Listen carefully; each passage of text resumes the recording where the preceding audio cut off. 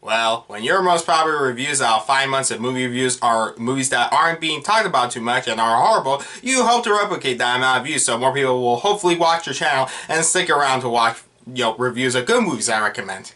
Or maybe that's just me.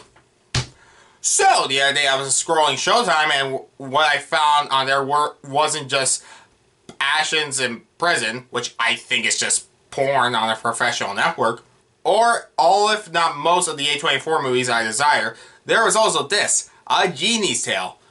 What sounds like a direct-to-DVD kids movie that apparently was on Showtime, because if you have a kid who loves Showtime, you'll put this on for them. Reminds me of how HBO owns Sesame Street now. Like, who thinks Sesame Street and HBO belong in the same sentence? Anyways, A Genie's Tale might look like garbage based on the poster and premise, but maybe this will be a good movie, a hidden gem. Not terrible as what I'm pretending this is, because it's not. I seen it and I forced myself to watch it in its entirety for hopeful views because no one else is talking about.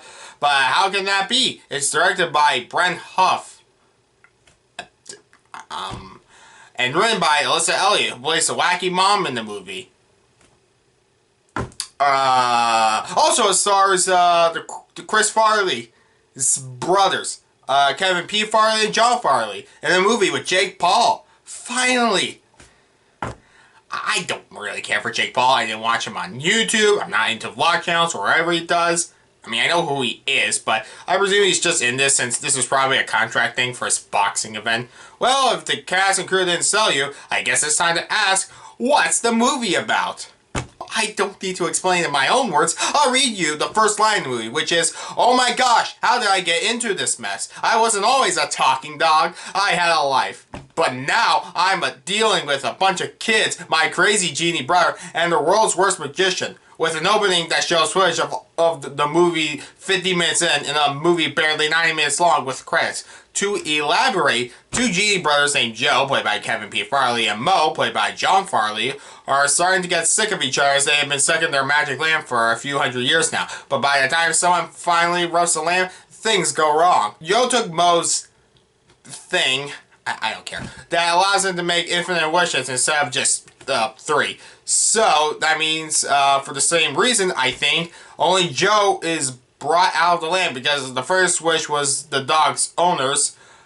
A lonely wannabe magician kid named Drew, played by Liam Kelman, and his slightly older sister Emma, played by Riley Jackson, were that their dog named Magic to be actually magic. Blah blah blah, Genie Joe is stuck in the dog's body. To get him out, they need to rub the lamp again, but 3 generic boy kids steal his lamp and it gets passed around to a magic store owner named Wendell, played by Jake Paul.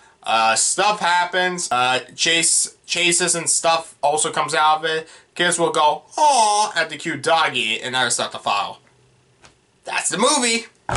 I don't know, okay? I chose not to watch bad movies when I don't have to. But it could have worked. It's not a great premise, but it could have worked.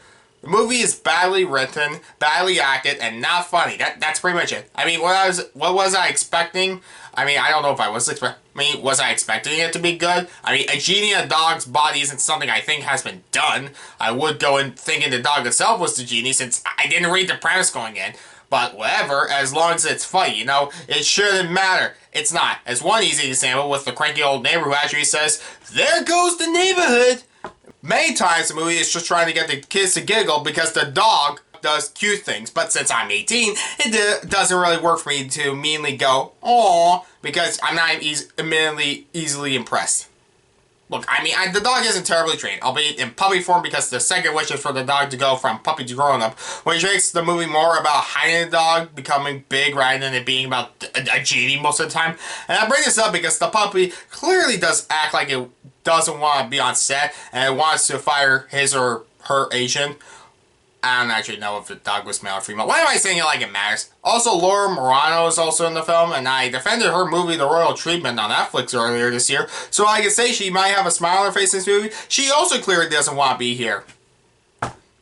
Look, the acting from the kids is bad. I mean, it's not much to work with, but there is bad line reading, but some of the acting is okay. Jake Paul isn't laughably bad, albeit he does look freaking stupid with his Moran magician outfit and haircut. The Farley brothers are okay, I guess, as well. I mean, at least I like the kid who played the bully character, Ryder, since he pretty much says what I honestly would say if I found Genie, which did get a laugh on me. Other than that, the only time I did get a laugh was this forced epilogue scene at the end, clearly only there for padding, when it shows the text 20 years later over a blank screen, but doesn't follow showing 20 years later. It just shows, you know, text over the characters in the present with text about their futures in the corner. Like, that's not how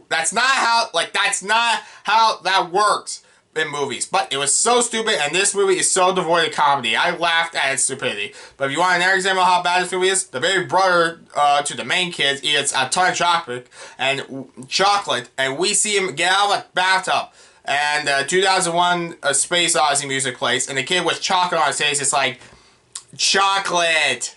Like, why am I supposed to find that funny? And for any wish made in this movie, it's obvious how they just added a poof in between scenes and the eye computer. I got nothing else, okay? Look, you know, this movie is at least tolerable. It's not cringe-worthy bad, and it's got nothing offensive for kids, as far as I know. So if you need something to put on for your 2-year-old, I guess this works. But I mean, E.T.'s about to turn 40 years old. Just put on E.T. for your kids, or the 100 other movies they could watch instead. If this was direct to DVD or something, I would have skipped it. But it's distributed by Showtime, so I feel like having a tiny bit of expectations, even a little bit, was earned. The movie's low budget enough I can easily see them planning out the sets with sets that are all obviously sets, cheap locations, and even a few, you know, clips of stock footage. This is not a showcase for anyone's acting abilities, writing, or anything. The cinematography was okay, I guess. That's the only positive thing I can, I can think of, among at least giving something for kids to laugh at. I mean, that is who this movie is made for. It's not like the worst film to come out this year, either I've seen or haven't seen, but there's just nothing here.